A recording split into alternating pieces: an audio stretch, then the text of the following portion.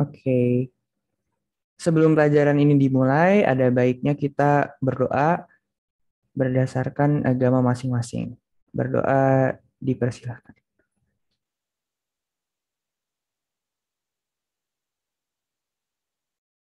Berdoa selesai. Oke ya. Em, Sebelum aku mulai ke materinya, yang itu yaitu partikel penyusun benda mati dan makhluk hidup, aku bakal perkenalin diri dulu. Namaku Rafa.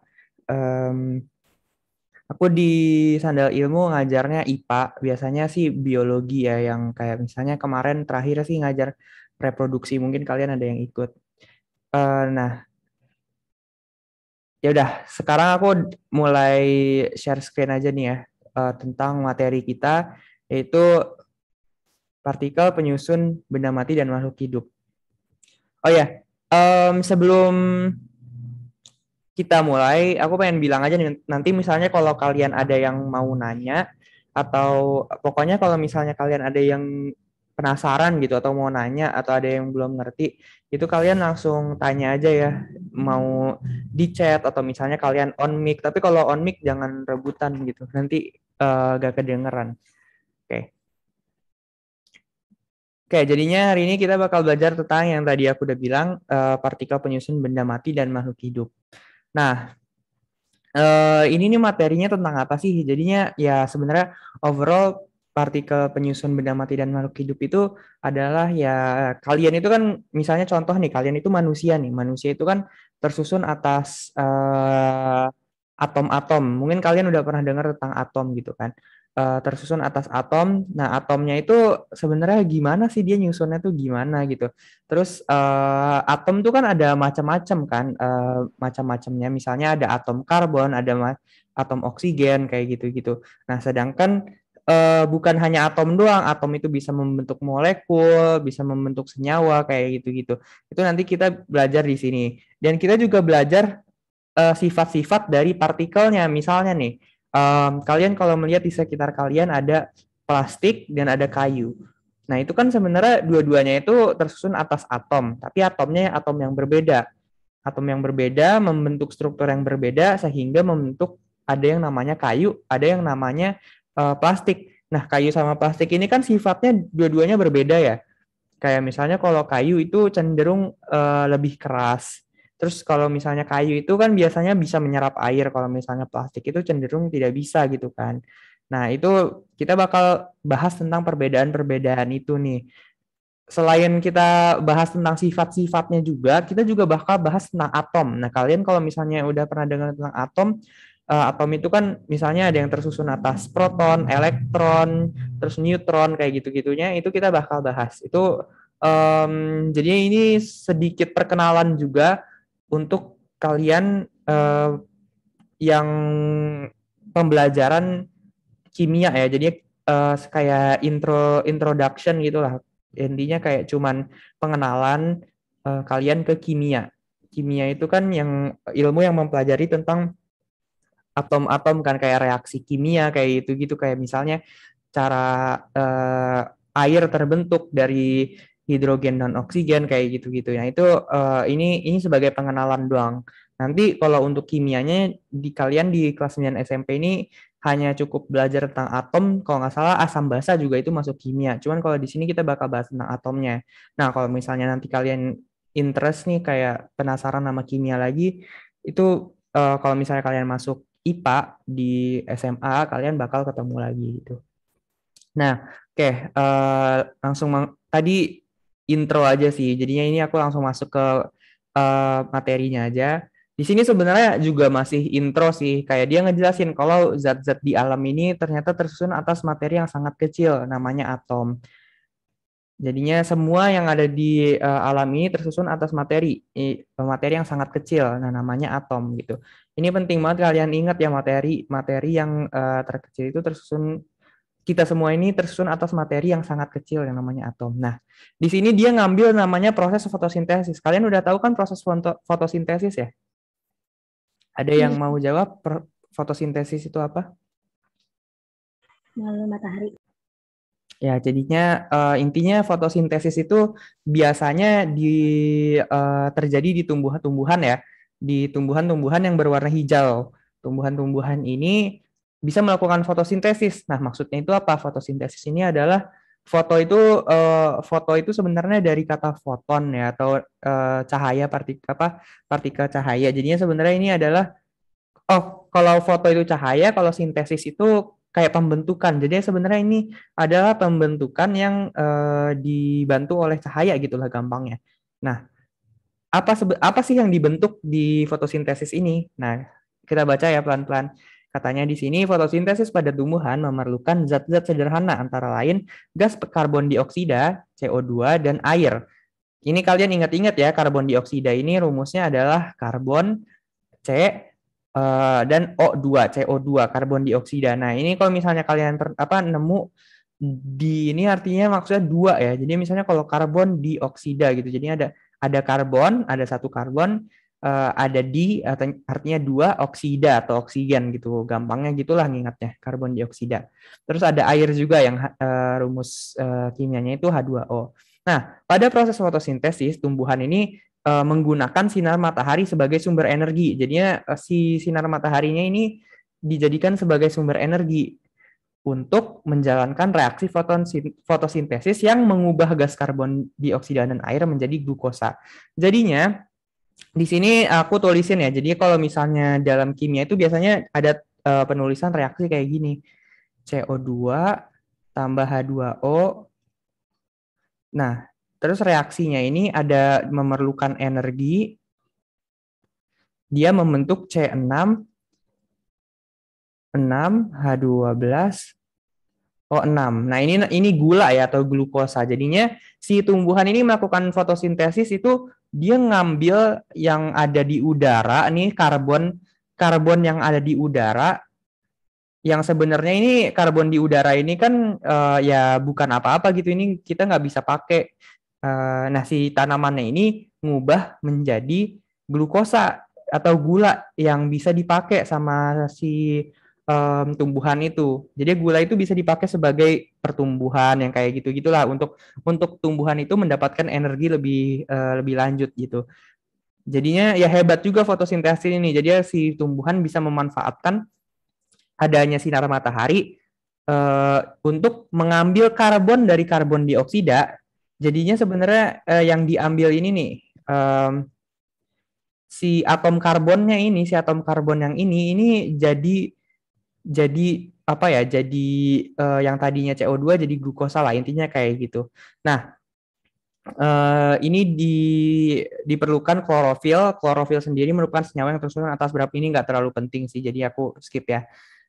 Terus kemudian katanya glukosa mempunyai atom-atom penyusun yaitu karbon, hidrogen, dan oksigen. Ya, ini atom penyusun itu kalian tinggal lihat aja ya. Misalnya ada C6H12O6. Kalau maksudnya kayak gitu berarti ada karbon atomnya atom karbonnya ada 6, atom hidrogennya ada 12, atom oksigennya ada 6 gitu ya maksudnya.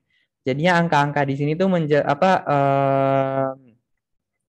menggambarkan itu gitu.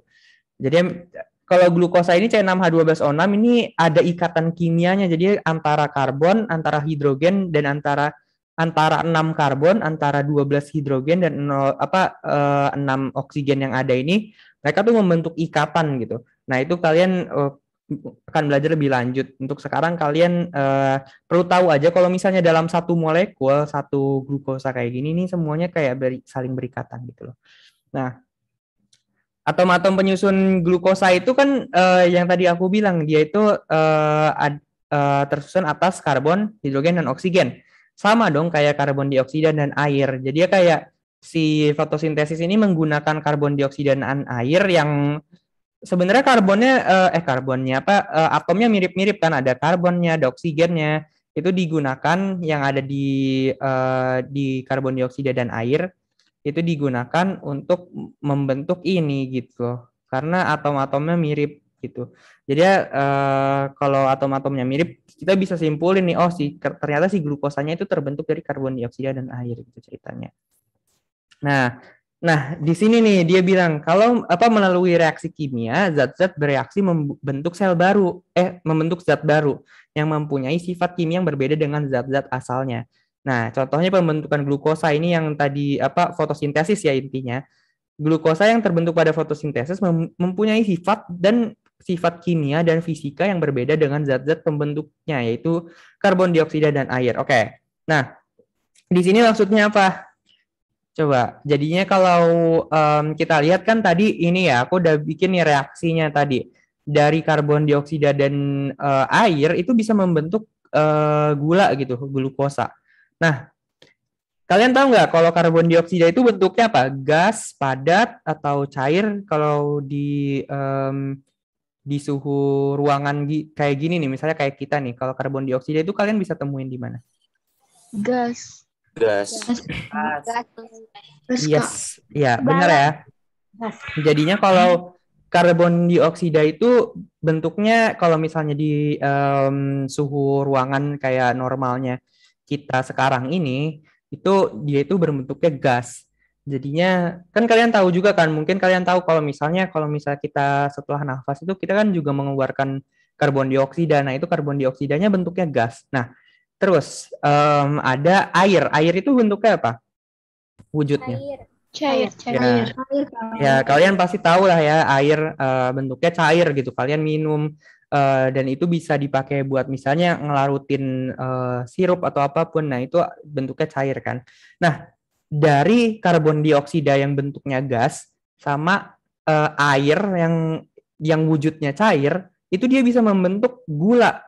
Coba kalian bayangin kayak gula nih.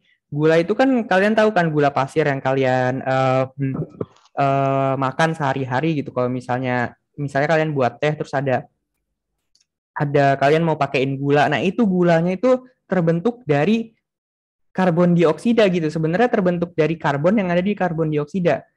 Walaupun karbon dioksidanya itu gas, tapi kalau misalnya dia bereaksi dan membentuk suatu molekul kimia atau zat yang baru, ini kan yang zat yang baru kan, dia itu sebenarnya walaupun dia itu dari karbon dioksida, tapi dia itu rumusnya beda gitu. Yang satu CO2, yang satu C6H12O6. Makanya pasti ada perbedaan gitu di sifatnya.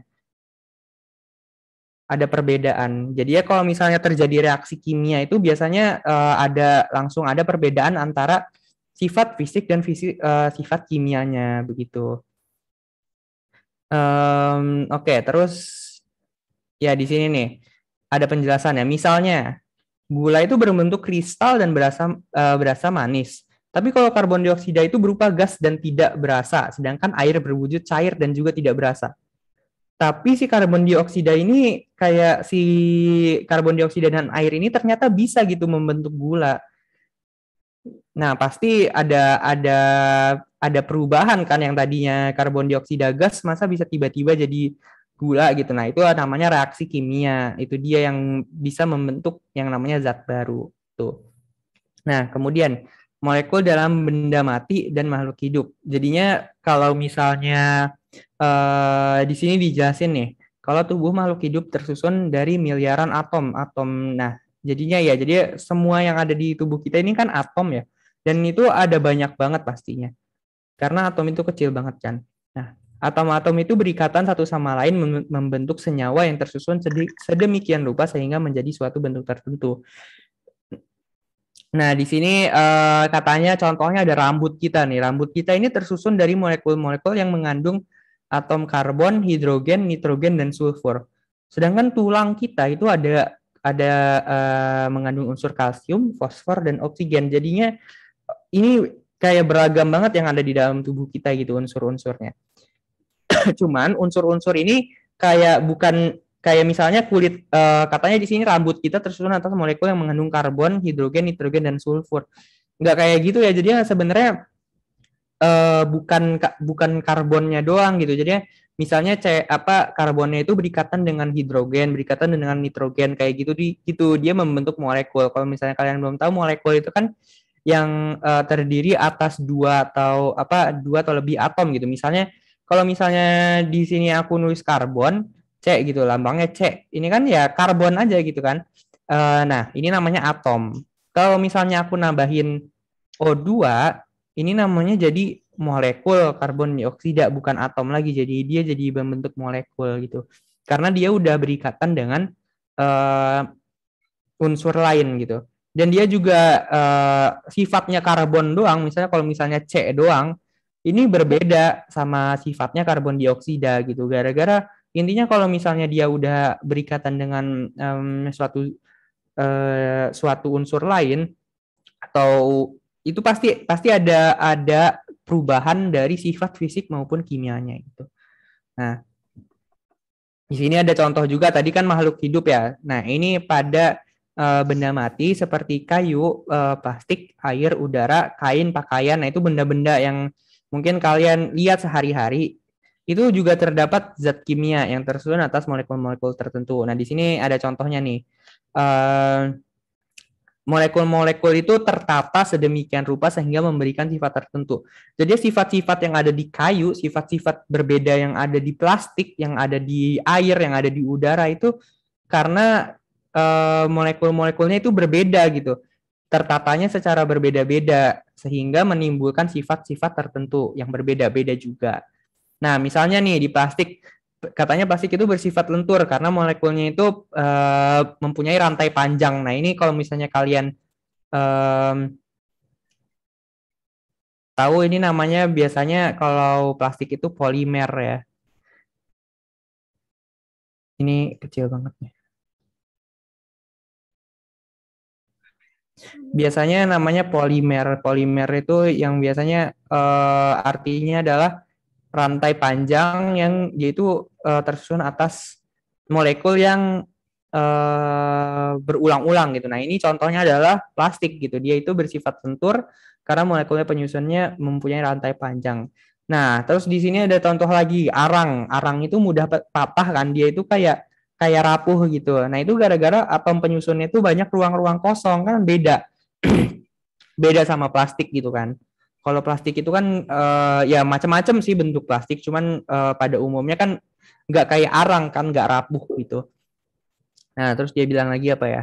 Tubuh kita dan tubuh makhluk hidup yang lainnya juga tersusun atas berbagai molekul kimia. Ini juga udah dibilang ya, molekul ukurannya sangat kecil sehingga tidak dapat diamati dengan kasat mata. Nah, bahkan mikroskop biasa, mikroskop itu nggak bisa ngelihat atom. Jadi sebenarnya mikroskop itu biasanya pada umumnya mikroskop-mikroskop yang mungkin kalian bakal temuin di laboratorium sekolah itu kebanyakan adalah mikroskop-mikroskop untuk melihat struktur dari makhluk hidup. Yang contohnya misalnya kalian pengen melihat sayatan dari batang gitu, strukturnya gimana. Terus misalnya kalian pengen melihat apa ya, cacing-cacing yang kecil yang ada di tanah gitu menggunakan mikroskop. Nah, itu masih kelihatan. Tapi kalau molekul atau atom ini sebenarnya udah lebih kecil banget dari itu. Kan kalau misalnya tadi aku bilang, kalau misalnya pakai mikroskop itu kan untuk melihat salah satunya misalnya sayatan dari batang tumbuhan. Nah, batang tumbuhan itu kan terdiri dari atom juga gitu, yang lebih kecil lagi. Jadinya bahkan mikroskop biasa tuh nggak bisa gitu ngelihat molekul ya. Selain disusun oleh molekul yang berbeda-beda, sifat suatu materi ini juga dapat disebabkan oleh perbedaan susunan molekul gitu ya. Jadi ya katanya bisa jadi si molekul si zat ini tuh berbeda karena susunannya, bisa juga gara-gara tadi yang susunannya juga ya. Misalnya kita ambil contoh kayu yang dibuat yang dibuat pensil dan amilum yang ada pada umbi kentang. Pada umbi kentang yang juga mengandung papi atau amilum yang dapat kita makan untuk digunakan sebagai sumber energi. Papi disusun-susun oleh molekul berantai panjang. Ini tadi ada yang ingat gak? Kalau misalnya molekul-molekul berantai panjang itu ada nama lainnya apa? Polimer. Iya, benar ya. Rantai panjang itu tersebut disusun oleh unit-unit molekul yang lebih sederhana dari yang disebut glukosa. Nah, ini dia contohnya. Jadi di sini ada dua nih. Kalau misalnya tadi molekul amilum itu yang ada di papi, yang ada di umbi, apa tadi dia bilangnya? Di kentang ya, itu di kentang itu kaya akan amilum ya. Jadinya amilum itu adalah suatu rantai panjang yang sebenarnya terbentuk dari glukosa. Tadi itu kan glukosa itu gula kan. Nah, sebenarnya bentuk gula nih kayak gini nih. Ini satuan glukosa tuh kayak gini. Nah, tapi kalau di amilum itu dia itu membentuk rantai. Dia itu dengan glukosa lain dia itu saling saling bergandengan gitu dia kan saling bergandengan ya, dia itu kayak pokoknya saling ada ikatannya lah antara si glukosa itu. Makanya itu bukan jadi glukosa lagi tapi jadi amilum yang sifatnya juga udah berbeda dengan glukosa walaupun mungkin ada mirip-miripnya gitu ya. Nah, molekul glukosa yang tadi itu kan udah dibilang ya tersusun atas CH dan O. Nah, coba sekarang ini kan dibilangnya amilum yang ada di umbi batang itu kan bisa dibilang juga kayu gitu kan ya. Tapi kayu yang ada pada pensil ini juga beda kan teksturnya sama yang di umbi batang, umbi kentang sorry. Nah, molekul yang kalau misalnya ada di pensil ini adalah selulosa. Jadi dia berbeda sama amilum ya tadi ya. Kalau selulosa itu kayu-kayunya yang kayu-kayu yang ada di pensil lah, kalian bisa bayangin lah ya kayu yang ada di pensil itu biasanya itu selulosa. Sedangkan kalau misalnya yang kayak umbi batang ini umbi kentang ini dia amilum. Nah, ternyata si selulosa dan amilum itu dua-duanya terbentuk dari glukosa. Jadinya ini kan glukosa juga nih. Ini sama kan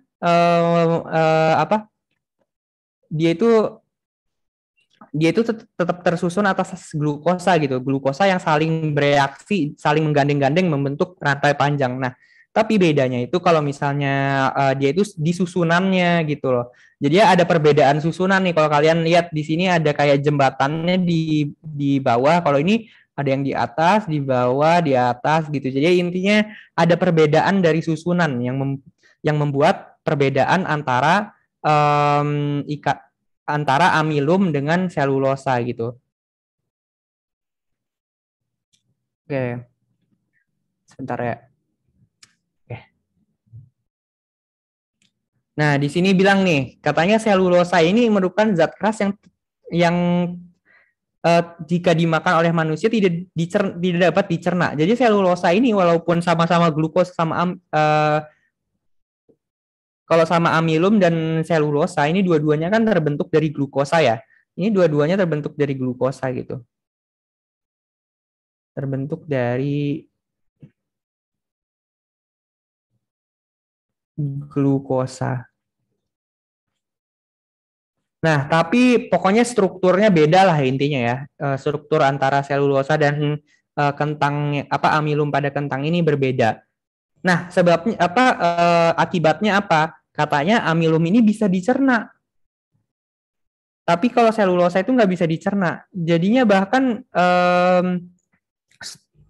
karena perbedaan struktur yang sedikit aja itu bisa mengubah sifat dari suatu zat gitu loh.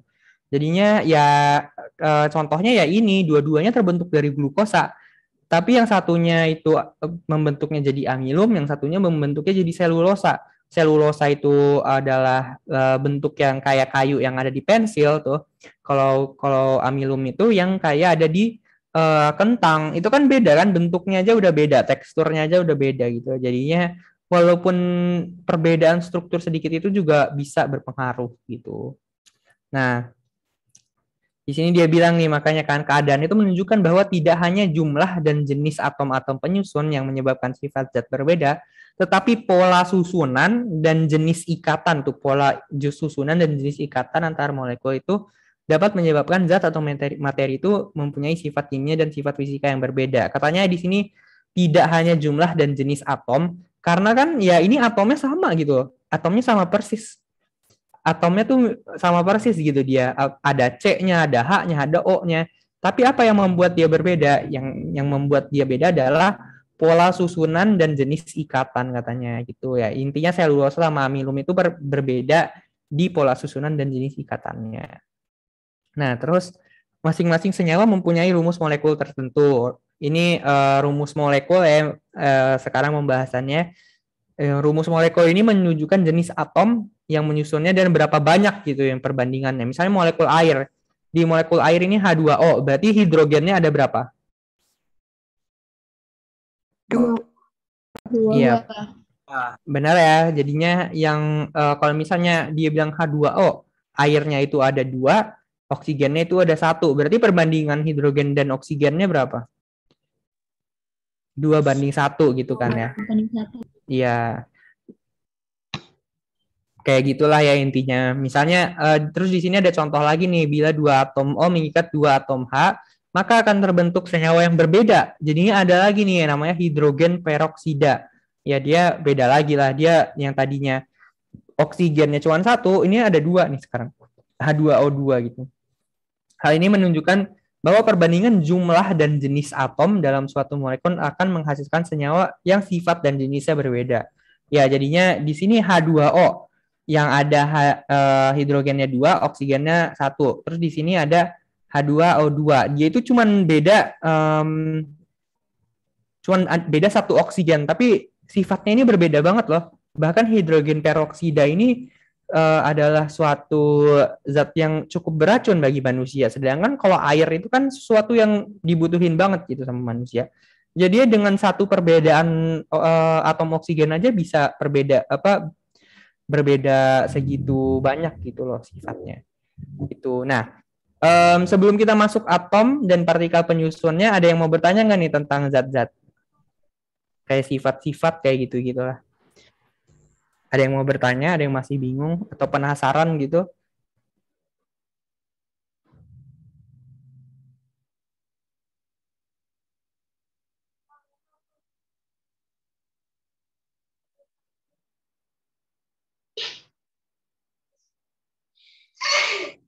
Oke. Oh di chat nih ada. Oh nggak ada Kak. Oke. Kalau misalnya nggak ada, aku lanjut ya. Ya intinya kalau kalian mau nanya, misalnya di tengah-tengah aku lagi jelasin, terus kalian nanya di chat juga nggak apa-apa. Mau kalian mau private chat atau misalnya mau di ke everyone atau misalnya kalian mau langsung on mic juga nggak apa-apa gitu. Nah, karena tadi aku udah bahas tentang sifat-sifat, tentang molekul-molekul, sekarang kita udah masuk ke atomnya nih. Jadinya tadi kayak kita lebih ke umumnya sih, kayak misalnya tadi kan kayu, terus plastik, kayak gitu-gitu. Nah, sekarang kita udah masuk ke atomnya. Yang pertama itu kita belajar dulu tentang partikel subatom. Nah, di sini dia bilang, katanya walaupun atom itu unit terkecil penyusun suatu molekul, ternyata materi yang sudah sangat kecil ini ada bagian-bagiannya yang lebih kecil lagi. Jadi walaupun atom ini adalah suatu unit yang paling kecil yang menyusun molekul, tapi ada yang lebih kecil lagi gitu. Dia ini adalah ya yang menyusun atom gitu. Nah, di sini ada contohnya nih, lampu-lampu mengeluarkan cahaya berwarna-warni setelah dialiri arus listrik. Gas-gas yang dilewati oleh aliran listrik ini berpendar sehingga menghasilkan cahaya warna-warni. Jadinya kalau misalnya ada lampu yang warna-warni, dia bilangnya di sini gara-gara ada eh, loncatan elektron-elektron yang menyusun atom-atom gas. Jadi sebenarnya gara-gara si elektron-elektron ini itu dia ada bisa membuat gas itu menjadi berwarna-warna gitu kan, berwarna-warni. Nah, elektron itu adalah partikel subatom yang bermuatan negatif, umumnya ditulis dengan emin. Nah, ini penting banget ya yang kalian harus ingat. Elektron itu partikel yang bermuatan negatif. Ini kalian nih harus ingat kalau penting banget karena ini kalian pasti bakal kepake terus sih gitu. Jadi ya kalian harus ingat kalau elektron itu bermuatan negatif, muatannya negatif. Nah, sini ada contoh lain katanya kembang api. Kalau pada kembang api itu dihasilkan unsur-unsur yang ada dalam kembang api tersebut akibat temperatur yang tinggi, elektron-elektron dari atom-atom penyusun unsur itu akan berpindah dari kulit atom yang lebih tinggi ke kulit atom yang lebih rendah. Nah, di sini ada pembahasannya nih kulit atom. Jadinya ya kulit atom ini adalah daerah di mana dapat menemukan elektron. Jadi biasanya ini teorinya itu katanya atom itu ada kulit-kulitnya. Nah, ini nih ini contohnya ini kulit atom nih yang ini nih kayak ada lingkaran gitu, ada orbitnya nih tapi sebenarnya ada lagi kayak gitu ya.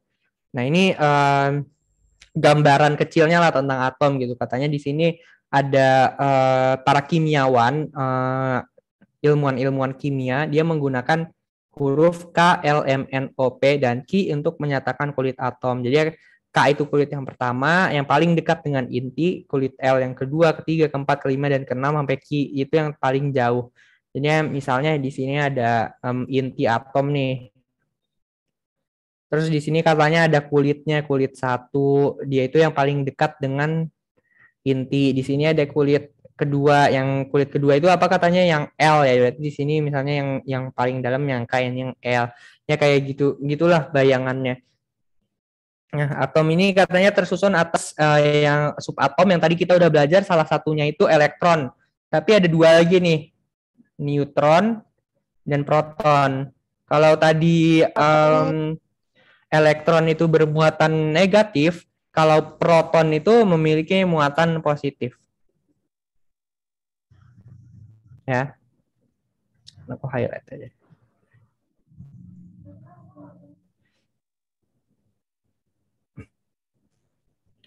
Kalau tadi elektron itu bermuatan negatif, kalian harus ingat-ingat ya, kalau elektron ini bermuatan negatif, kalau proton itu bermuatan positif. Ada yang mau nebak gak neutron muatannya apa? Netral. Ya. Netral, Kak. Netral. Ya, benar ya. Kalau misalnya di sini dibilang nggak ya? Oh ya, dia bilang di sini kalau sedangkan neutron itu tidak bermuatan. Tidak bermuatan itu ya netral. Dia itu nggak membawa muat. Dia nggak membawa muatan. Dia itu muatannya netral. Jadi dia bisa dibilang juga ini netral. Ingat-ingat aja ya kayak gampangnya kalau misalnya neutron gitu kan mirip-mirip lah sama netral gitu kan, netral neutron.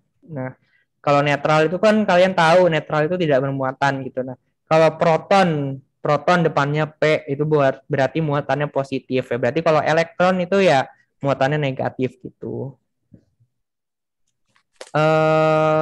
Oke, jadinya ini ya struktur atom tuh kayak gini. Jadi kalau mungkin kalian belum tahu, jadinya si elektronnya ini dia itu menempati kulit-kulit atomnya yang ada di sekitar inti. Nah, kalau intinya itu terbentuk atas proton dan neutron. Jadinya yang ada di inti ini cuma proton dan neutron. Sedangkan elektron ini ada di luar inti. Jadi itu mengelilingi si intinya yang menempati kulit-kulit atom. Nah, elektron di sini juga dia bilang ya, elektron dan proton ini merupakan partikel subatom yang mempunyai muatan berlawanan. Benar ya? Berlawanan ini kan maksudnya ya yang satu itu positif, yang satu negatif. Yang positif tadi apa? Proton kan, yang satunya lagi elektron negatif. Makanya mereka dibilangnya mempunyai muatan yang berlawanan gitu. Oke. Di sini katanya pada atom netral jumlah proton dan jumlah elektron itu sama banyaknya. Jadi kalau misalnya ada atom netral, ada atom yang netral. Kalau neutron lambangnya N ya, Kak? Kalau iya jadinya kalau neutron itu dia itu N kan netral. Cuman di sini kalau misalnya kalian bayangin nih, kalau misalnya ada 2 proton dan ada 2 elektron. Kan kalau misalnya ada 2 proton berarti bisa dibilang muatan positifnya itu ada +2 gitu kan. Gara-gara proton itu positif. Kalau elektron itu kan negatif, jadinya misalnya -2. Nah, jadi kalau misalnya dia itu jumlahnya sama, dia itu hasilnya 0 gitu. Dan kalau 0 itu artinya dia netral gitu loh. Jadi kalau misalnya proton dan elektronnya sama, itu dia dibilangnya netral. Beda ya sama neutron. Kalau neutron itu ya dia itu sendiri gitu. Dia itu emang pokoknya mau gimana pun juga, dia itu bakal walaupun dia dimanapun juga si neutron ini pasti muatannya netral. Nah contohnya di atom ini deh. Di sini ada berapa elektron dan ada berapa proton, ada berapa elektron dan ada berapa neutron. Ada yang bisa jawab gak? Protonnya 2, Ada dua elektron 2. proton, ada 2 neutron. ada 6 proton, 6 neutron. Ya. Oke, di sini kita hitung sama-sama ya. Di elektron itu yang ada di kulit terluar ya. Dihitung juga ya, Kak. Yang luar dihitung juga. Ya, jadinya ini satu nih elektron, ini elektron. Jadinya elektronnya ada 2 nih. Elektronnya ada 2. Terus di sini ada yang bermuatannya positif, proton ada 2 juga, protonnya ada 2. Nah, sedangkan di satunya lagi yang gak ada muatannya, neutronnya ada 2 juga. Nah, coba kalau misalnya neutron ini kan muatannya netral, berarti muatannya 0 kan? Ya kan? Iya. Nah, kalau misalnya muatan elektronnya ada 2, berarti kalau satu elektron itu -1, kalau misalnya ada 2 elektron itu -2 gitu kan? Muatannya. Iya. Kalau ada 2 proton, ya berarti dia jadinya +2. Nah, kalau misalnya ditotalin, muatan totalnya nih satu atom ini itu 0. Jadi berarti dia netral atomnya. Nah, tapi beda lagi kalau misalnya di sini aku tambahin 1 elektron lagi nih di sini. Ceritanya aku tambahin 1 elektron lagi. Berarti elektronnya jadi ada berapa? 3 kan? 3. Ya. Kalau elektronnya ada 3, muatan yang dari elektronnya ada berapa? -3 juga kan jadinya. Nah, kalau misalnya kayak gini, muatan total dari atomnya berapa? -1. Iya, -1 gitu ya. Jadinya kalau misalnya dia itu ada tambahan elektron atau ada jadinya sebenarnya yang bisa bergerak itu elektron doang ya. Jadi proton itu nggak bisa bergerak. Yang bisa bergerak itu elektron. Dia itu elektron itu bisa masuk ke kulit, bisa juga dia keluar. Nah, kalau misalnya ini keluar nih, ini dianggap nggak ada gini. Ini dianggap nggak ada. Terus yang ini juga nggak ada. Jadi misalnya yang dianggap ini cuma ada 1 elektron nih. Ada 1 elektron, berarti -1 doang kan, gara-gara cuma ada 1 doang, gara-gara cuma ada 1 elektron. Yang ini nggak aku anggap gitu ceritanya. Berarti muatan yang dari elektronnya juga -1. Nah, kalau kayak gitu muatan total atomnya berapa? 1 proton. Iya, plus 1 gitu ya.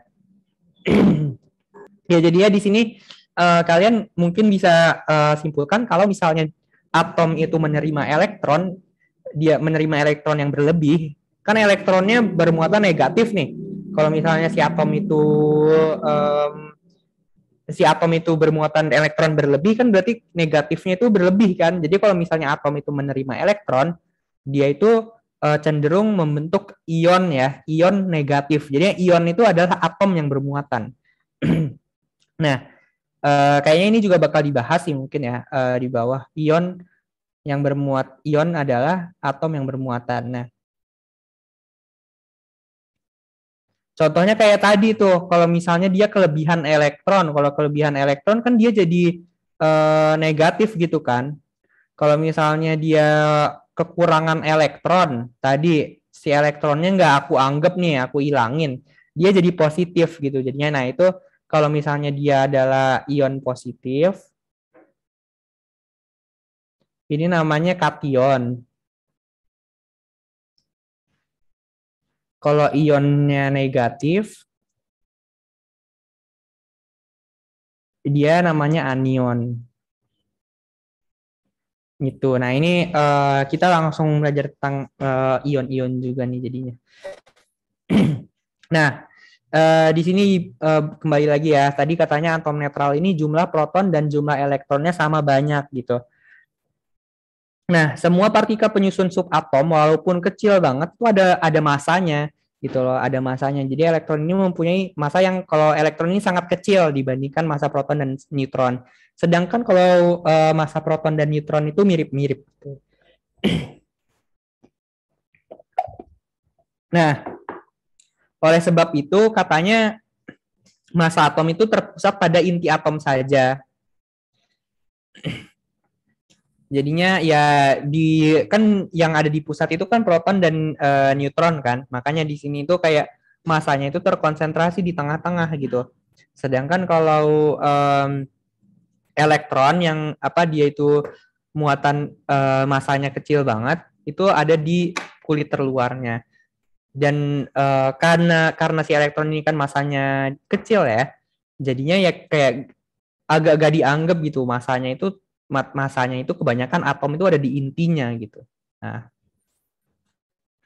terus di sini dibilang kan dia bakal bahas tentang ilmuwan-ilmuwan yang mengemukakan teori-teori atom. Nah, ini tuh teorinya kayak John Dalton nih pertama kali, nanti si Thomson ini kedua kali naik. Nah, si teorinya Joseph John Thomson ini, si Thomson ini, itu dia katanya kan kayak apa nih?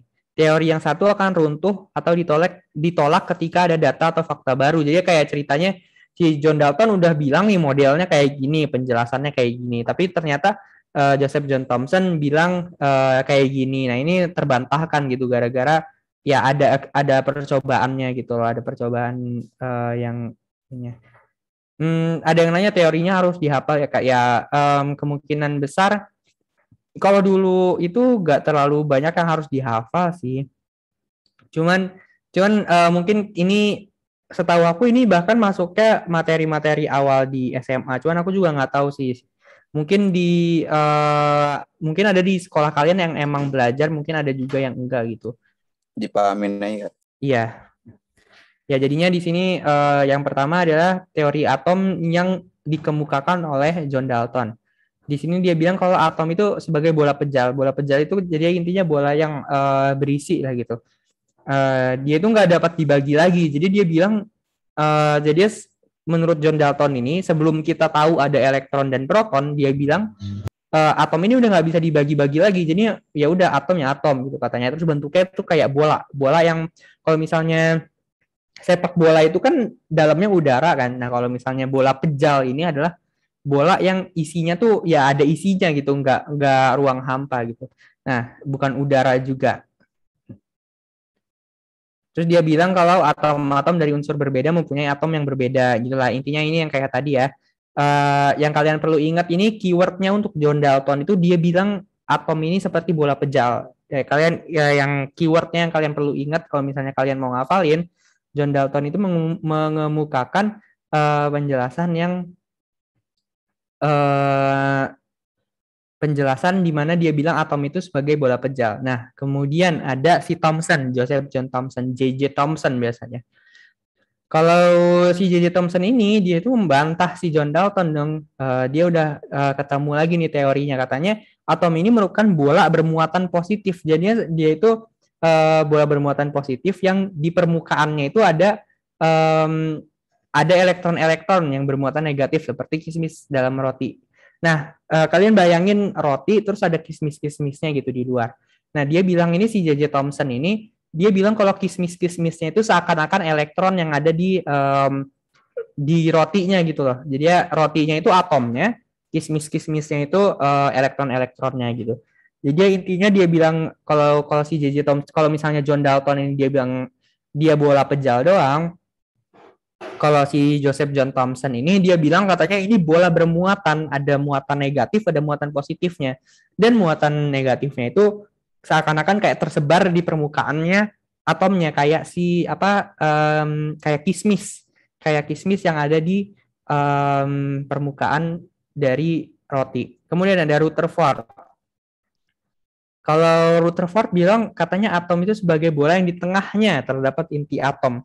Jadinya dia udah bilang kalau si Rutherford ini dia udah kayak yang biasanya Rutherford ini adalah model atom yang paling sering diperkenalkan ke untuk pemula-pemula gitu lah. Kayak misalnya kalian bakal belajar nanti kayak gambarannya atom tuh kelihatannya kayak gini. Mungkin kalian paling sering lihatnya kayak gitu ya.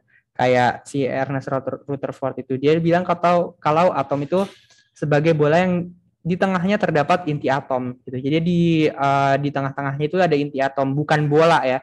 Kalau yang tadi ini kan bola, jadi kayak ya bola aja gitu, bola tersebar kayak roti gitu. Kalau ini beda, di sini itu di tengah-tengahnya itu ada intinya.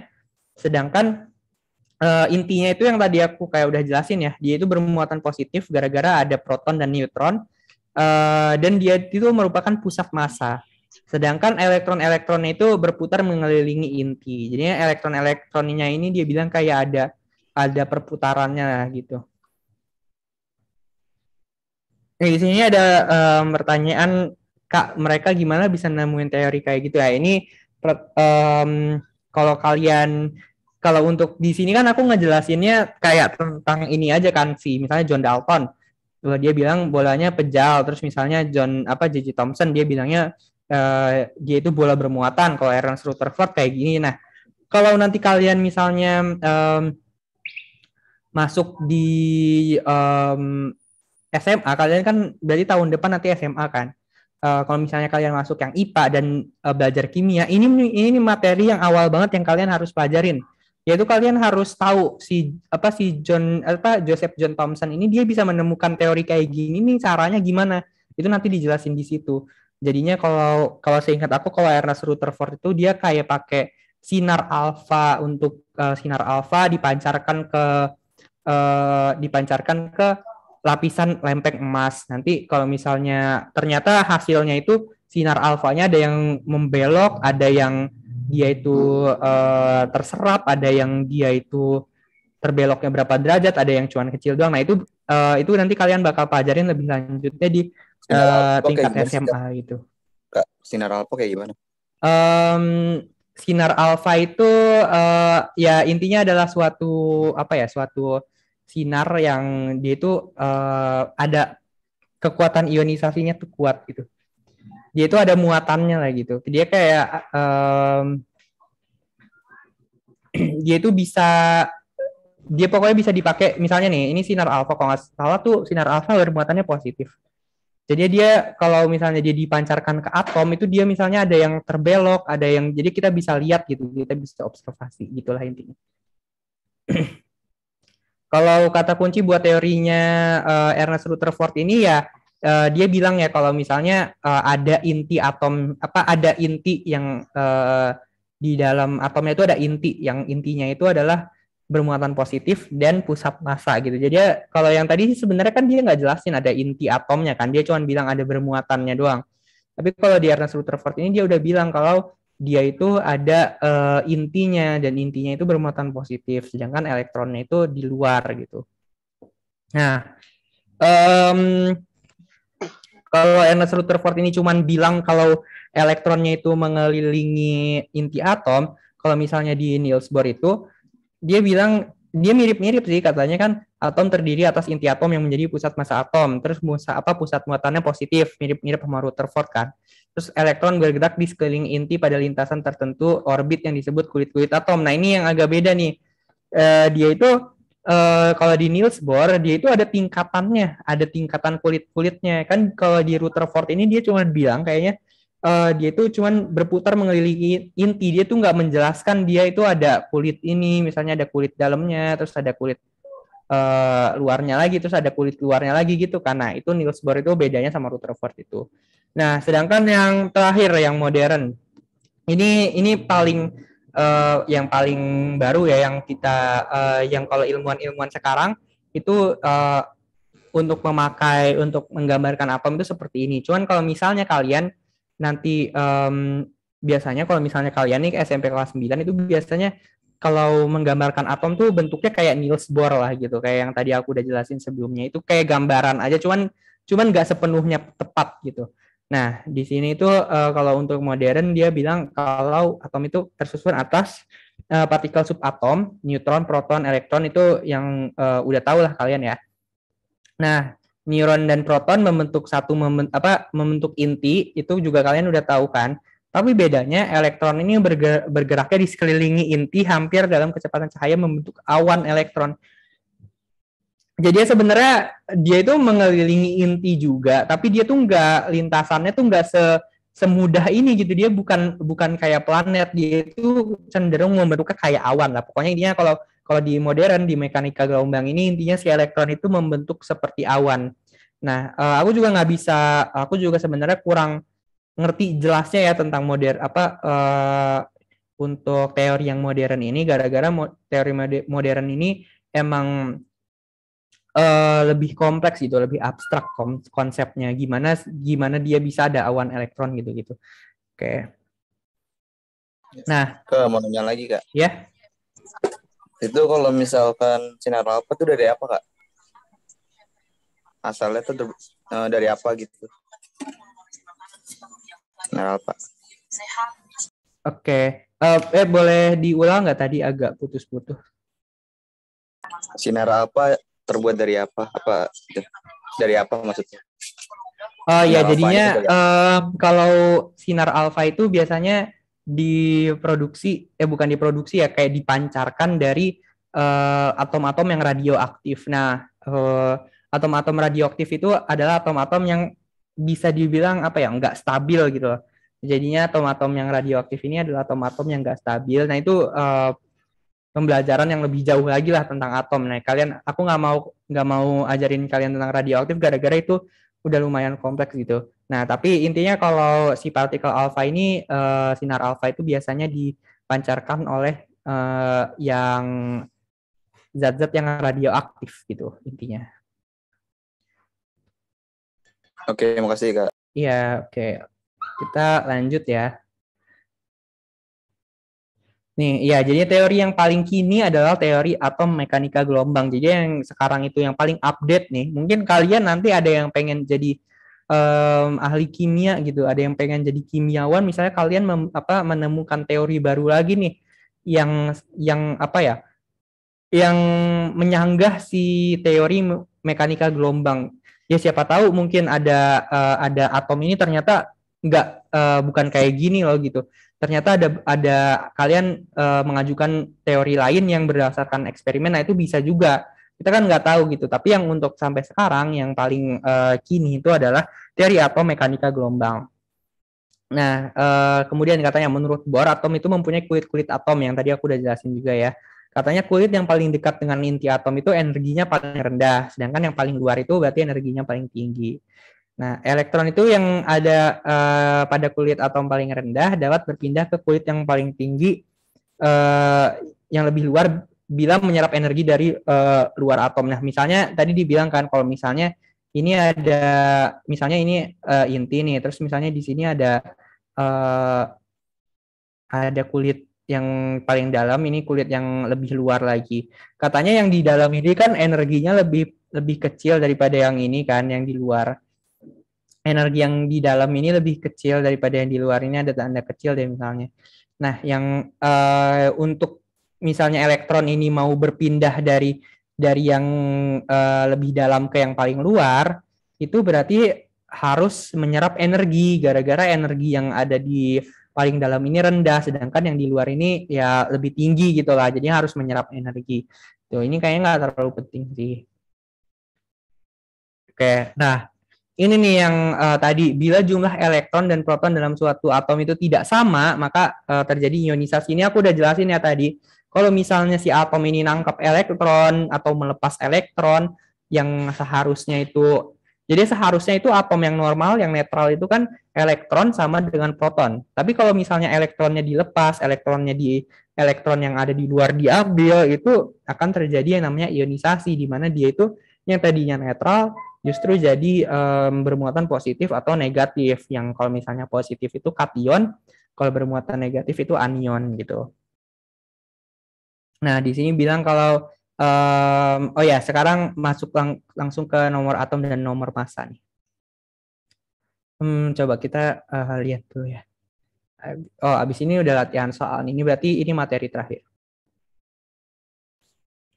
Unsur merupakan zat tunggal murni yang tidak dapat diubah lagi menjadi bahan dengan reaksi kimia seperti emas, besi, perak, oksigen, dan masih banyak lain ya. Jadinya ini adalah unsur yang murni gitu. Jadi kalau misalnya unsur yang murni itu biasanya ditulisinnya cuma satu doang gitu, C gitu. Misalnya emas itu unsurnya A, U, udah gitu doang. Terus besi, Fe. Nah ini namanya adalah unsur itu ya, apa kayak zat tunggal yang murni gitu. Jadi kalau misalnya ada yang Fe doang ya berarti dia menggambarkan maksudnya ya besi gitu. Nah, saat ini ada 105 unsur yang ditemukan di alam. Masing-masing unsur itu memiliki karakteristik yang berbeda-beda. Nah, di sini kita bakal belajar nih karakteristik yang berbeda-beda tuh apanya sih gitu ya. Nah, Atom-atom dari unsur yang berbeda memiliki jumlah partikel subatom yang berbeda. Subatom tadi apa? Ada yang bisa nyebutin nggak tadi? Subatom itu termasuknya apa aja? Neutron, Proton, elektron. Ya, itu semuanya adalah komposisi subatom gitu.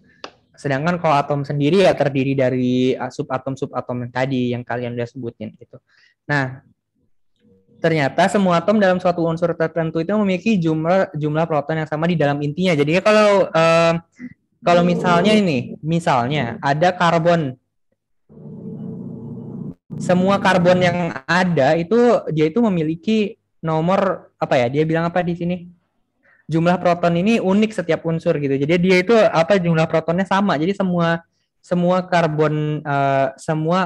atom karbon itu semuanya itu memiliki jumlah proton yang sama. Sedangkan di sini dibilang ada kayak sebuah notasi di mana X-nya itu ada lambang unsurnya, A itu nomor massa, Z itu nomor atom. Nah, ini maksudnya apa? Ini dia. Kalau misalnya nomor atom itu adalah jumlah proton dalam suatu atom atau jumlah elektronnya gitu. Jadi kalau nomor atom yang ada di bawah ini adalah jumlah proton.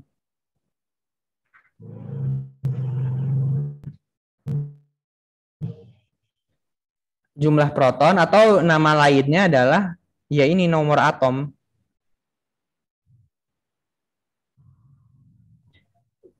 Kak, Ya. saya mau nanya dong. Yang tadi yang Kak bilang yang C atau AU itu memang harus dihafal semua, bisa tahu. Oh, ya kalau misalnya kalian pengen tahu semua ya itu harus dihafal sih. Cuman kayaknya nggak perlu deh. Nanti kalau misalnya kalian itu di ulangan itu biasanya modelnya kalian harus nentuin nih. Misalnya ada nih contohnya misalnya ada karbon. Nanti misalnya di sini ada nomor massanya berapa, nomor atomnya berapa. Nanti kalian suruh tentuin protonnya ada berapa, neutronnya ada berapa kayak gitu-gitu sih. Kalian jadi nggak perlu banget hafalin. Cuman kalau misalnya yang umum-umum kayak C itu karbon, H itu hidrogen, O itu oksigen, itu N itu nitrogen itu mungkin kalian perlu hafalin dikit lah. Tapi itu kan lumayan umum juga gitu. Jadi menurut aku nggak terlalu susah sih. Kalau misalnya yang kayak tadi yang aku udah tulis tuh emas itu AU, terus besi itu Fe itu emang kalian nggak perlu sih untuk hafalin itu untuk sekarang gitu. Oke, lanjut ya. Jadinya nomor massa suatu atom itu ditentukan oleh jumlah dari neutron, proton, dan elektron. Jadi nomor massa yang ada di sini ini adalah jumlah antara semua subatom yang ada. Jadinya ya neutron ditambah jumlah proton ditambah jumlah elektron. Nah, tapi di sini dia bilang nih massa elektron itu sebenarnya kecil banget, jadi bisa diabaikan aja. Jadi ya dianggapnya itu nomor massa itu cuman neutron tambah proton gitu. Jadinya yang di sini ada ya tulisannya nih nomor massa, jumlah proton dan jumlah neutron, sedangkan nomor atom itu jumlah proton dalam suatu atom dan jumlah elektron atau jumlah elektronnya. Jadi ini sama dengan gitu. Bentar ya, aku coba cariin contohnya nih.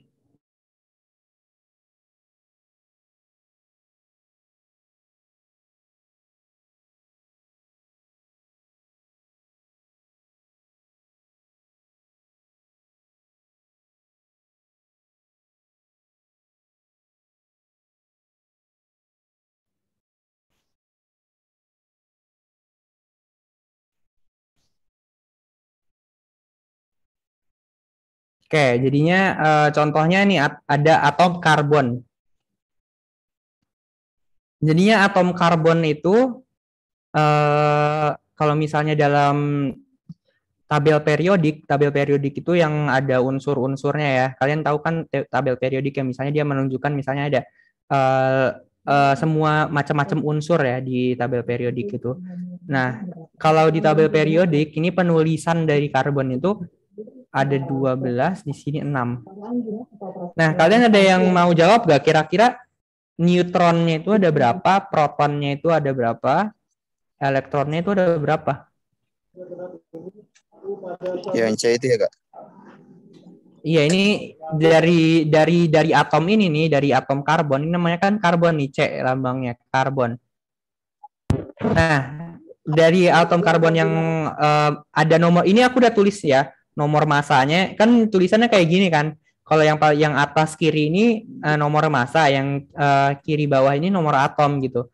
Jadinya di sini nomor massanya, ini 12 itu nomor massa. Nomor massa. Ini nomor atom. Nah, kalau kalian udah tahu nomor atom sama nomor massa, kalau berdasarkan ini nih, ini kalian bisa nentuin jumlah elektronnya berapa, jumlah protonnya berapa, jumlah neutronnya berapa gitu. Coba ada yang mau jawab gak kira-kira gimana cara ngitungnya?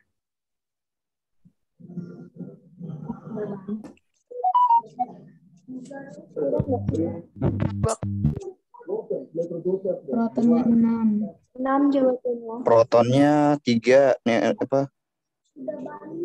Kan kalau misalnya 3 nggak sih, Kak? Kalau misalnya itu Protonnya 6 ya. 6. Jadinya nomor atom yang di bawah kiri ini sama dengan nomor protonnya, apa jumlah protonnya. Jadinya jadi kalau 6. misalnya protonnya 6. Nah, terus di sini juga bilang Elektronnya nomor atomnya juga sama jumlah Kirain elektron bagi kan, dua. berarti elektronnya 6 gitu. Nah, sedangkan sekarang yang neutronnya nih, katanya kalau misalnya 12 nomor massa itu kan jumlah antara neutron sama proton. Nah, kita udah tahu kalau protonnya itu ada 6, berarti neutronnya berapa? 6. Iya, benar kayak gitu. Satu lagi ya contohnya. Ambil, kita juga udah masuk latihan soal ini.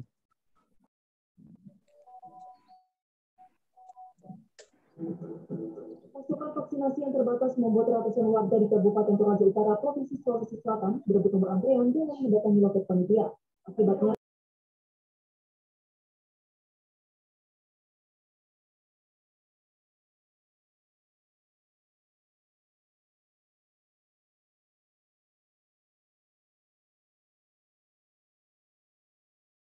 Oke. Ada nih namanya molekulnya namanya bromin. Ada yang mau nebak gak kira-kira bromin itu lambangnya apa? BR. Ya benar ya, jadinya bromin itu BR. Nah, nanti aku mau nanyain kayak tadi lagi nih karbon, kayak si karbon nomor atom sama apa nentuin elektron, proton sama neutronnya. Bentar.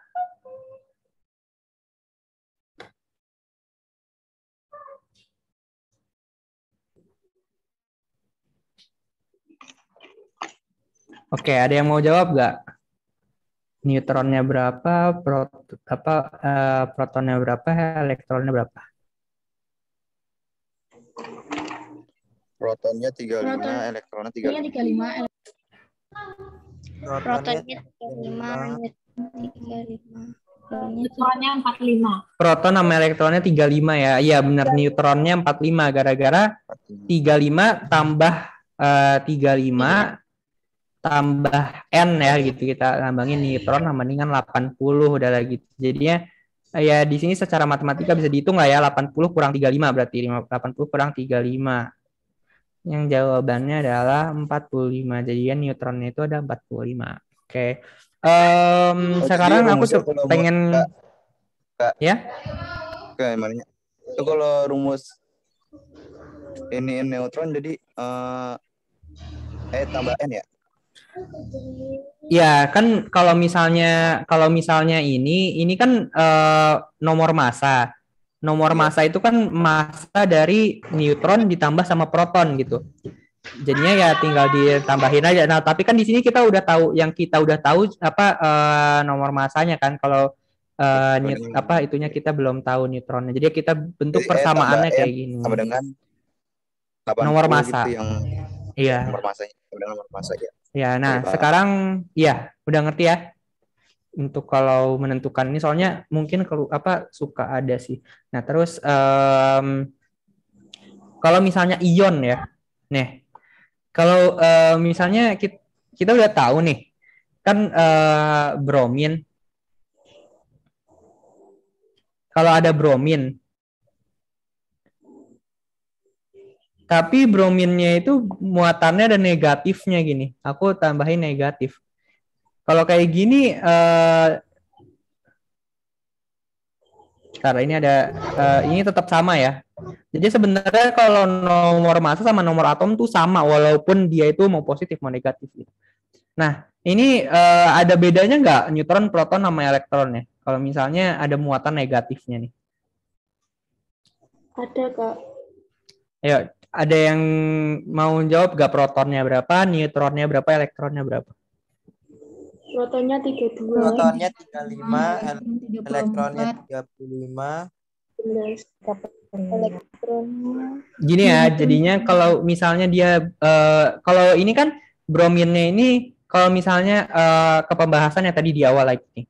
Kalau misalnya protonnya sama dengan elektron.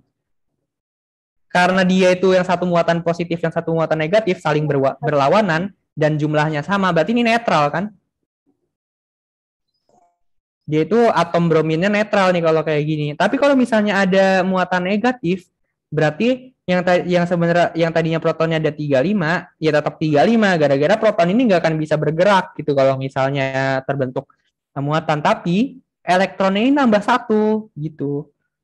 Gara-gara ada muatan negatif nih sekarang. Jadinya kalau ada muatan negatif itu kan artinya ada kelebihan elektron kan. Gara-gara ya elektron itu bermuatan negatif. Kalau misalnya si atom itu bermuatan negatif, pasti kelebihannya kelebihan elektron gitu, bukan kekurangan.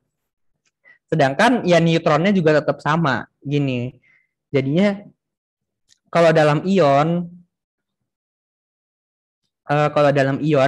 itu dia itu kalau misalnya ada negatif, berarti dia nambah 1 elektron gitu.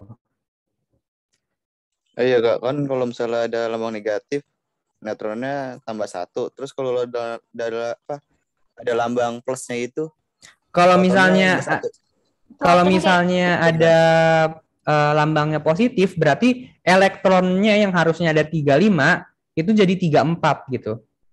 Itu muatan berkurang ya? Iya, jadi berkurang. Elektronnya pokoknya kalau misalnya itu elektron yang bergerak tuh elektron. Jadi proton sama neutron itu nggak mungkin bisa bergerak. Yang bisa bergerak itu kalau misalnya dia positif apa negatif itu elektron doang. Jadi kalau misalnya jadi kalian ingat-ingat aja kalau elektron itu kan bermuatannya positif. Kalau dia bermuatan elektron itu buatannya negatif. Kalau misalnya dia ada lambang negatif, berarti dia kelebihan gara-gara dia makin negatif. Kalau makin negatif berarti makin banyak nih subatom yang dia itu muatannya negatif, yaitu elektron. Nah, kalau misalnya dia positif, dia kehilangan elektronnya gitu, yang tadinya dia harusnya itu negatif, dia kayak kehilangan gitu. Di sini ada yang bilang tolong jelasin nomor massa dan atom lagi. Ya, aku coba jelasin lagi ya, soalnya emang ini lumayan penting sih. Jadinya di sini ada 2 hal yang perlu kalian tahu di dalam cara notasi dari unsur atom gitu. Jadi misalnya di sini ada X-nya, X ini lambangnya lah gitu. Jadi kalau misalnya kalian lambang itu seperti nitrogen itu N, oksigen itu O, tadi bromin itu Br, terus karbon itu C, kayak gitu-gitu. Nah, itu X itu. Sedangkan di sini mungkin kalian ada yang belum tahu itu A sama Z. Nah, kalau Z itu nomor atom namanya. Nomor atom itu yang di bawah ya. Yang atas itu nomor massa, yang bawah itu nomor atom, jangan sampai kebalik. Jadi ini ada suatu trik yang itu juga, nomor massa itu selalu di atas dari nomor atom. Kenapa ya? Gara-gara kan kalau nomor massa itu kan proton ditambah neutron, sedangkan kalau nomor atom itu proton doang gitu ya. Jadinya si Z ini adalah jumlah proton gitu. Jumlah proton yang ada di dalam atomnya itu. Jadi jumlah proton itu sama aja kayak nomor atomnya. Nah, Kemudian yang A yang di atas ini namanya nomor massa. Kalau nomor massa itu artinya ya massa yang ada di dalam atom itu. Ya sebenarnya harusnya itu massa atom itu neutron tambah proton tambah elektron. Cuman gara-gara elektron ini adalah massanya kecil banget, kita kayak negligible gitu. Apa kayak dia tuh nggak dianggap juga bisa gara-gara emang kecil banget. Jadi kita anggap kalau nomor massanya itu adalah neutron ditambah proton kayak gitu. Nah, di sini contohnya ada yang nomor atomnya 6, nomor massanya 12. Kalau misalnya nomor atomnya 6, ya udah berarti protonnya ada 6, neutronnya proton dan elektronnya ada 6, ini sama kalau di muatan yang dia netral. Sedangkan yang N ini kita cari nih dari nomor massa yang kita udah tahu, katanya nomor massanya itu 12. Nah, nomor massa itu adalah hasil penjumlahan antara jumlah neutron dan proton. Tadi kita udah tahu protonnya itu ada 6. Terus nomor massanya kayak gini ya, berarti kita udah tahu nih, ya udah N secara matematika kita bisa hitung nih N sama dengan 6 gitu. Gitu ya.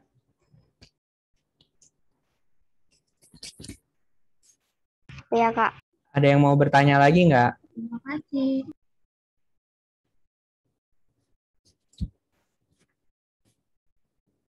Oke, berarti sekarang aku coba pindah ke latihan soal ya. Kak, cara nyari neutronnya itu Iya? nomor massanya dikurang protonnya ya? Iya, intinya kayak gitu berarti. Jadinya nomor massa itu neutron itu nomor massa dikurangin jumlah proton, atau gampangnya A itu sama dengan, kan ini lambang nomor massa itu A. A itu sama dengan neutron jumlah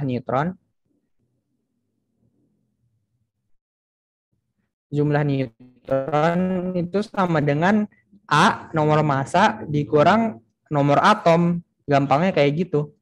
Yang atas kurang bawah yaitu N, yang A kurang Z itu jumlah neutronnya gitu. Itu gampangnya gitu sih. Cuman kalian harus tahu apa nomor massanya itu sebenarnya dapetnya dari mana, Z-nya itu dapetnya dari mana kayak gitu. Kan nomor massa itu nomor atom tambah neutron kan ya? Iya.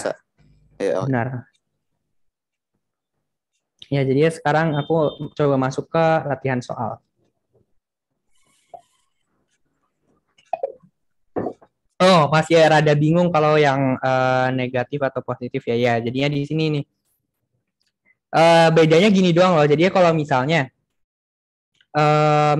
ada muatan negatif.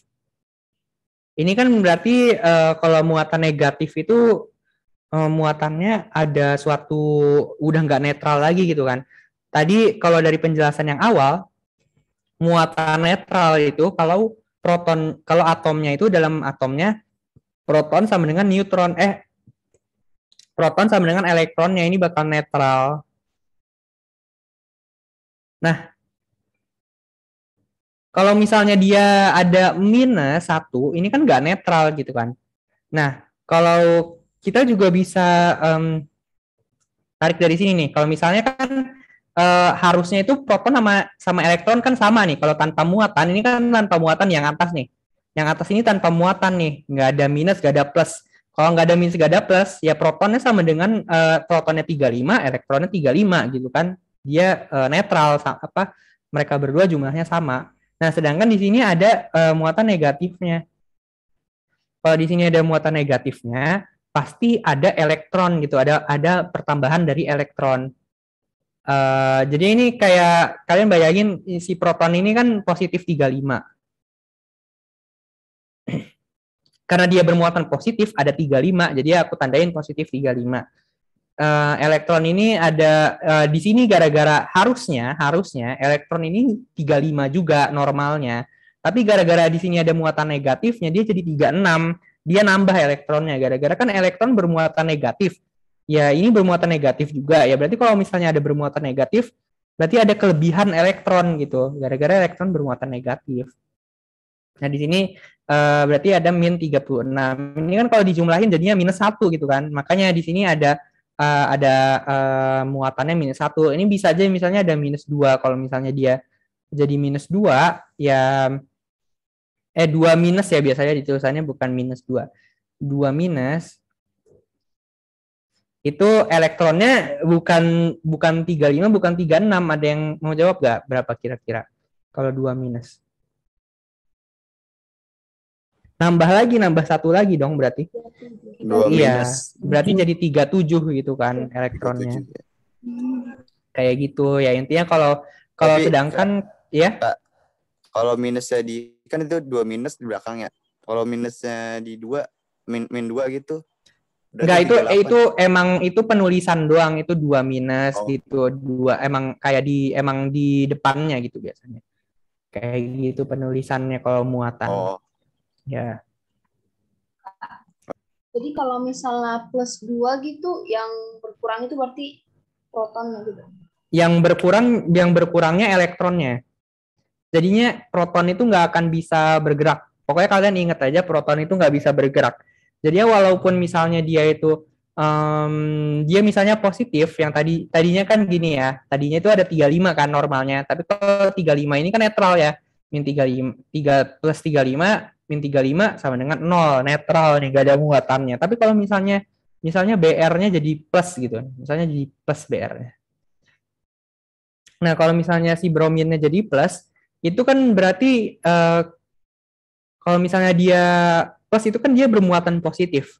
Kalau dia bermuatan positif itu kita bisa kira-kira berarti ada elektron yang hilang gitu. Karena elektron ini kan yang memberikan dia sifat negatifnya. Tapi kalau misalnya dia jadi positif, berarti pasti dia kehilangan elektron. Jadinya di sini tuh cuma ada 34 kalau dia positif gitu. Makanya di sini misalnya jadi minus 34. Nah, kalau misalnya ditotalin 35 dikurang 34 kan plus 1 kan jadinya. Ya makanya di sini ada muatan positifnya gitu. Tapi kalau ini kalian sebenarnya kalau di kimia itu nggak semua pada umumnya kalau bromin itu bakal membentuk muatan negatif gitu.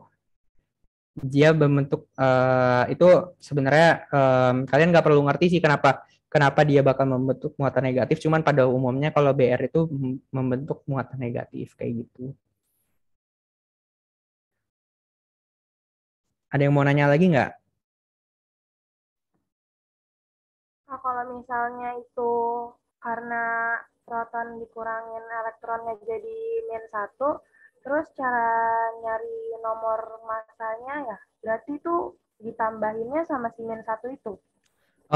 Nih kalau misalnya proton itu kan nggak akan tergantikan kan, jadinya ingat ya tadi yang aku bilang kalau neutron sama proton ini nggak akan bisa berubah dalam reaksi kimia, itu mereka berdua tidak akan bisa keluar, tidak akan bisa nambah, pokoknya intinya dia pasti segini. Jadinya nomor atom sama nomor massa itu bakal tetap segitu terus, walaupun misalnya dia negatif maupun dia positif, itu nomor atomnya tetap bakal 80-35 udah kayak gini. Walaupun nanti dia bermuatan positif 2, positif 3 lah, mau minus 2, minus 3, itu nomor atomnya tetap sama, gara-gara nomor atom dan nomor massa ini kan dipengaruhinya sama proton dan neutron, bukannya elektron gitu. Ya, ada yang nanya nih fungsi dari nomor massa dan nomor atom ya. Ya, jadinya sebenarnya sih nomor massa dan nomor atom ini untuk mempermudah kita aja sih, kayak misalnya kita jadi tahu nih, kita nggak usah ribet-ribet lah nulis neutronnya ada berapa, protonnya ada berapa, elektronnya ada berapa. Dengan ini kita langsung bisa tahu nih nomor massanya 80, oh berarti ya ini neutron tambah protonnya itu 80. Jadi sebenarnya ini kayak alatnya yang biar kita mempermudah aja sih, kayak misalnya kita mau membaca jadi kan nanti itu kalau misalnya kalian mau melakukan perhitungan kimia itu kalian harus tahu nomor nomor masanya, harus tahu nomor atomnya kayak gitu-gitu. Nah, itu biasanya dipermudah dengan penulisan ininya gitu. Ada yang nanya tadi N-nya plus 45 tuh dapat dari mana? Ini ya, jadinya kan nomor neutron itu sama dengan nomor massa dikurangi nomor atom gitu. Nomor massanya 80, nomor atomnya 35. Ya, hasilnya 45 lah gitu jadinya. Jadinya neutronnya ada 45. Jadi kalau misalnya tandanya itu plus atau min, tetap sama, Kak. Maksudnya tetap sesuai rumusnya aja gitu. Jadi Iya. nggak tergantung plus atau minusnya. Iya, jadi plus minus itu nggak berpengaruh sama nomor massa sama nomor atom ya. Jadi pokoknya plus minus itu cuman pergerakan elektron. Dan kalau misalnya kalian ingat tadi, elektron itu nggak berpengaruh sama nomor atom dan nomor massa. Jadi kalau walaupun mau dia plus atau minus itu kan kayak kalau misalnya dia plus itu elektronnya lepas. Kalau misalnya dia itu ada minus, dia itu menambahkan ada kelebihan elektron. Nah, kayak gitu tuh nggak berpengaruh sama nomor massa dan nomor atom. Pokoknya tetap jadinya nomor atom, nomor massa itu tetap, karena yang berkontribusi yang nomor massa sama nomor atom itu tergantung sama neutron dan proton. Kalau misalnya mau positif atau negatif kan neutron sama protonnya sama aja gitu. Yang berbeda cuma elektron gitu. Jadinya sama aja lah. Oke, makasih, Kak. Oh gitu. Iya. Iya.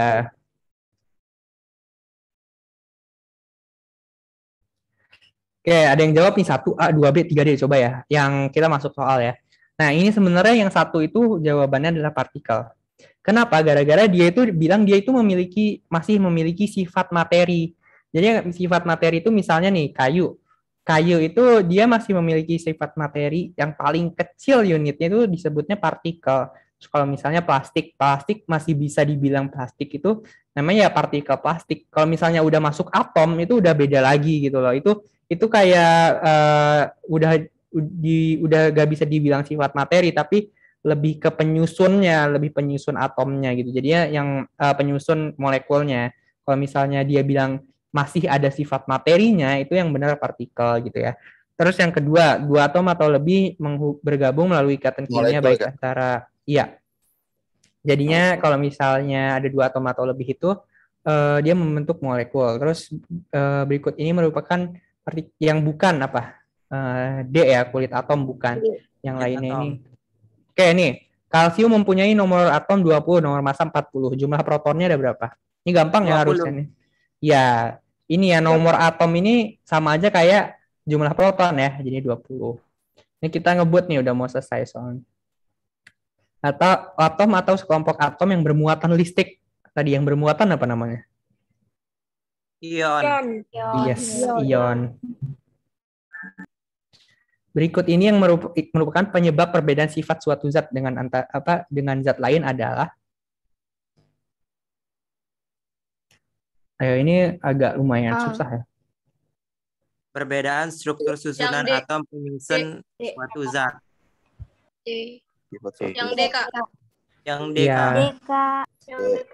Yang D. Sebenarnya ini kayaknya agak kurang tepat ya. Kayaknya sebenarnya yang C ini juga bisa kan ya?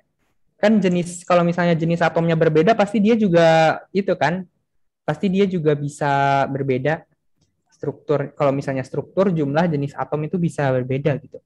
Berikut ini yang merupakan sifat fisika dari suatu zat. Nah, oke. Yang bukan itu Kak, yang iya, yang bukan merupakan sifat fisika apa nih? Nah, jadinya kalau sifat fisika itu adalah sifat yang kayak kita bisa rasakan. Sedangkan kalau misalnya sifat kimia itu biasanya yang kalau dia itu terjadi, itu dia bisa merubah strukturnya.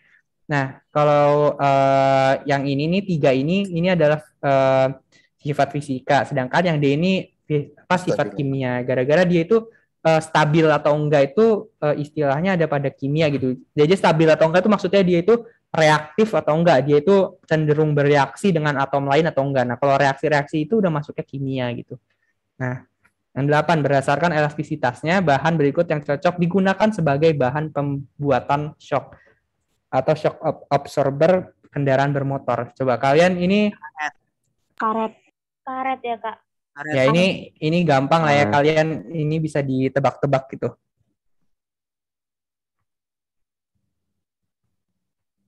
Terus yang 9, menurunkan titik beku pada pendingin mesin kendaraan bermotor. Ini kayaknya lebih ke hafalan sih, kalian harus hafal. Mungkin kalian juga belum pernah dengar nih. Coba bentar aku cek ya. Di kunci jawabannya itu adalah Yang C jawabannya. Ya, Etilen glikol. etilen glikol. Ini kalian Ya, perlu ingat-ingat aja. Terus yang 10 bahan berikut yang paling sesuai digunakan sebagai bahan pembuatan peralatan memasak. Ini juga Aluminium.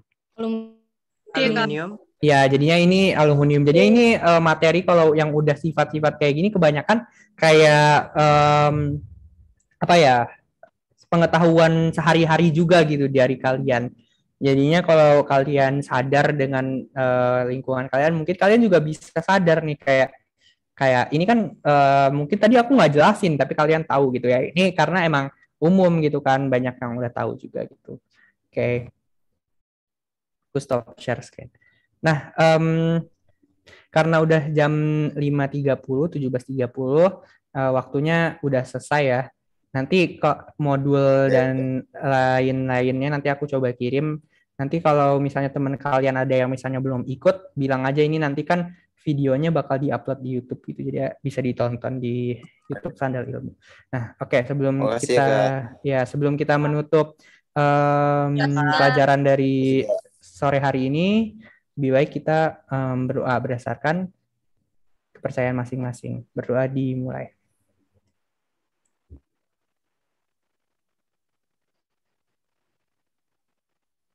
Oke, berdoa selesai. Terima kasih ya semua. Makasih.